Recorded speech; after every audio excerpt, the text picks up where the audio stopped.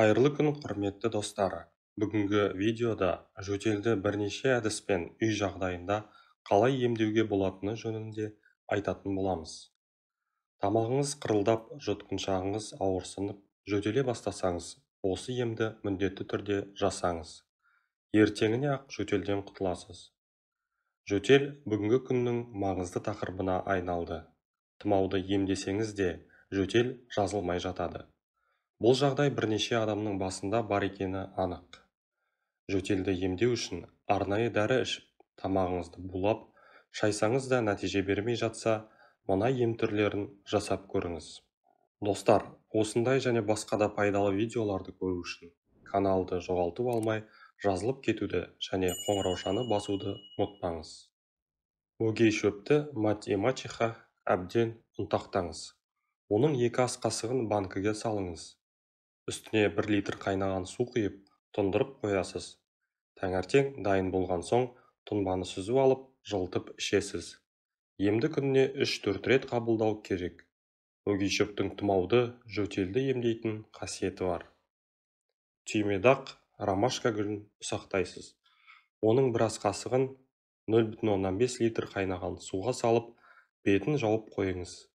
25-30 минуттан соң дайын болған тұнбаны сүзіп алып, ішесіз. Емді күніне 3 рет жүргізу керек. Түймедақ суыққа қарсы таптырмайтын дәрі екенін ұмытпаңыз.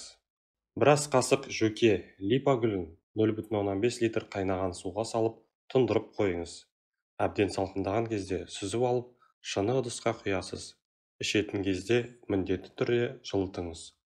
Тұнбаны теңдей етіп, 3-ке немесе 4-ке бөліп ішу керек. Жөке гүлі қақырықты оңай шығарып, жөтелді жазады. Келесі рецепт: 1 ас қасық балды 100 грамм спиртке салып тұндырып қойыңыз. Шамамен 2-3 күннен соң дайын болған емдік қоспаны 1 ас қасықтан қабылдайсыз. Артынан 1 стақан қайнаған жылы су немесе сүт ішіңіз. Келесі рецепт: 1 шай қасық кептірілген қарағай бүршігін 1 стақан қайнаған сүтке араластырып ішіңіз. Емді таңертең және кешке жүргізсеңіз, жөтелден біржолата құтыласыз. 1 ас қасық кептірілген жолжелкен жапырағын ыдысқа саласыз.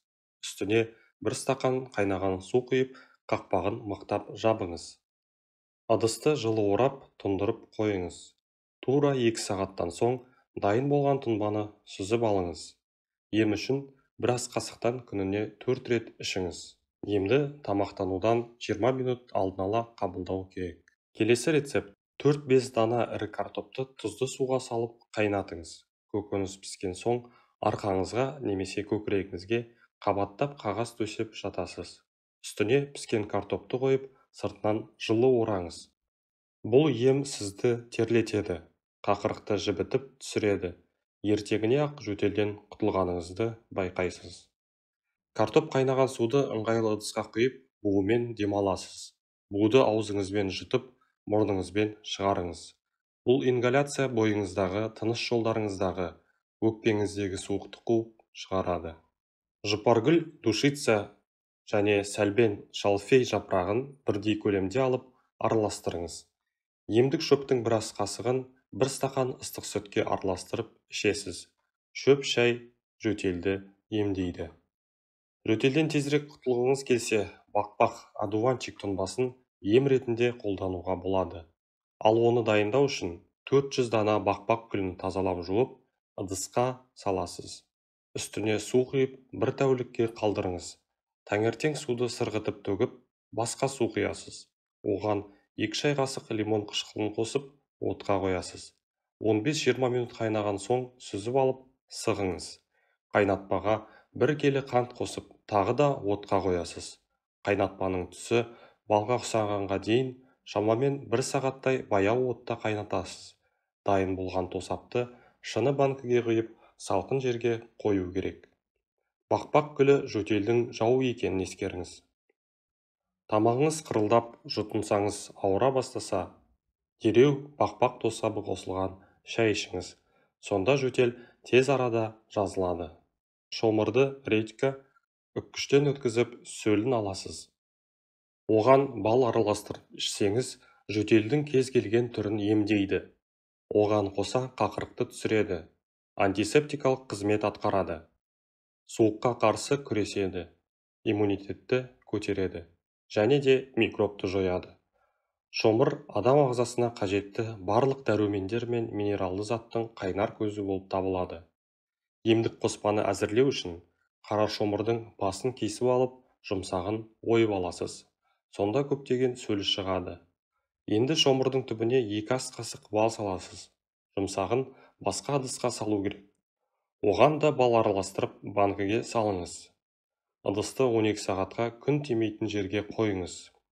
Дайын болған емдік сусынды әр 2 сағат сайын 1 ас қасықтан ішесіз. Үлкендерге 1 ас қасық, кішкентайларға 1 шай қасық болады. Сүт пен сарымсақ. Жылы сүт тамақты жұмсартады, қақырықтың оңай шығуына ықпал етеді, әрі жөтелді емдейді. Ал сарымсақ тамақ жолындағы инфекцияны жойып, микробтың жайылуына тосқауыл болады. Ол үшін сүтті жылытасыз. Оған 0,15 шай қасық май, 1 тіс езілген сарымсақ, 1 ас қасық бал мен сілтілі су араластырып ішесіз. Ал балаларға дәмді әрі ем болатын коктейль дайындап беріңіз. 1 стақан сүтті жылытасыз. Оған бал, банан және какао қосып, блендермен араластырыңыз. Бұл сусындар жөтелді тез емдейді, әрі суықтап ауруға жол бермейді. Пен шоколад. Сұйық әрі жылы шоколад тамақ ауруын емдеумен қоса көңіл күйді көтереді. Какао суыққа қарсы күресетін керемет дәрі екенін біліп жүріңіз. Оған қоса жүйкені тынықтырып, жөтелді де емдеуге қабілетті.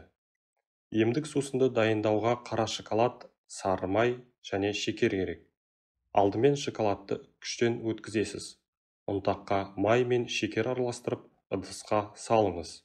Үстіне қайнаған сүт құйып, бірнеше минут араластырасыз. Емдік сусын салқындаған кезде ішуге болады. Бұл емнің үлкендерге де, кішкентайларға да керемет көмегі тиеді. Жөтелген кезде мына компресс түрлерін жасаңыз.